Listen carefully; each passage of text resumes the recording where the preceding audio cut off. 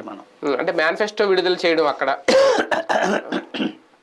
ప్రతిసారి అట్లా చేసుకుంటూనే పోతూనే ఉంటారు అంతే. నవరత్నాల్లాగే సింపుల్గా ఉంటుంది అనుకోవచ్చు సార్. ఎందుకంటే ఇది వచ్చిన తర్వాత ఒక రకంగా టీడీపీ కూడా అదే దారిలోకి వచ్చిందేమో, సూపర్ 6 అని. లేదంటే ఇంతకుముందు 600 పథకాలు పెద్ద పుస్తకం అనేవారు, కానీ ఇంతకుముందు ఎప్పుడు పుస్తకాలే రిలీజ్ చేసేవారు నాకు తెలిసి. ఇప్పుడు సింపుల్.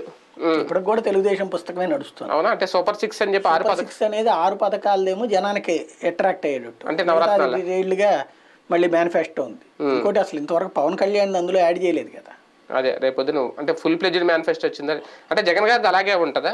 నవరత్నాల్లో ఎలాగ 9 పెట్టారు, ఈ ఏడాది కూడా, ఈసారి కూడా ఆయన చూసి వీళ్ళు ఫాలో అయ్యారు కాబట్టి ఈయన మళ్ళీ మార్చుకోవడం ఎందుకు? తగ్గిస్తారంటారు నెంబర్ 9 కాకుండా? లేదంటే ఇంకా ఈ కొనసాగిస్తూ అదనంగా ఏమైనా చేస్తారేమో చూడాలి. దాని వాల్యూ ఏమన్నా పెంచారు. ఇంకొక డౌట్ ఏంటంటే ఇప్పటివరకు డీబీటీ అంటే కేంద్రం కూడా ఇస్తుంది అనుకోండి, నేరుగా డబ్బులు ఇవ్వడం అనేది జగన్మోహన్ రెడ్డి గారు ఇప్పుడు వచ్చిన తర్వాత చేశారు.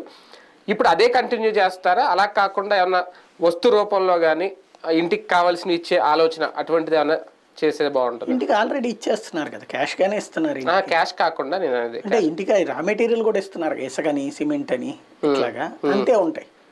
అంతకు మించి ఇంకా విడిగా చేసేది ఏమి ఉండదు. ఇంకొక అట్లా ఇవ్వడం వల్ల దండగ తప్పించి ఏం లేదు. ఇప్పుడు ఒక ఇంటోడికి ఒక రకమైన అవసరం ఉంటుంది, ఇంకో ఇంటోడు ఇంకొక రకంగా ఆలోచిస్తాడు. క్రిస్టియన్స్ ఒక రకమైనటువంటి లుక్ కావాలనుకుంటారు, ముస్లిమ్స్ ఒక రకమైన లుక్ కావాలనుకుంటారు, హిందూస్ ఒక రకమైన లుక్ కావాలనుకుంటారు. వీళ్ళు డబ్బులు ఇచ్చేస్తే వాళ్ళు కొనుక్కుంటే బాగుంటుంది, కానీ వాళ్ళు తీసుకొచ్చి ఇస్తే ఈ మతం వాళ్ళకి అది నచ్చకపోవచ్చు, ఆ మతం వాళ్ళకి ఇది నచ్చకపోవచ్చు. తీసుకొచ్చుకుని వేస్ట్ ఎందుకు?